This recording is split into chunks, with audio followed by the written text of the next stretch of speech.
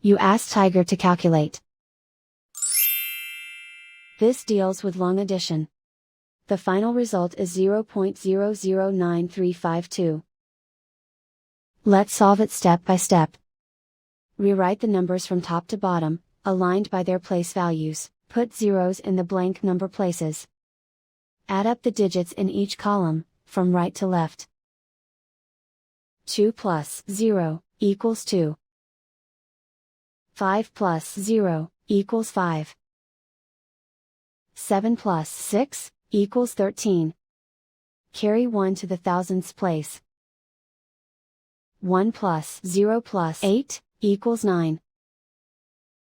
0 plus 0 equals 0. 0 plus 0 equals 0. 0 plus 0 equals 0. And so the final result is 0.009352.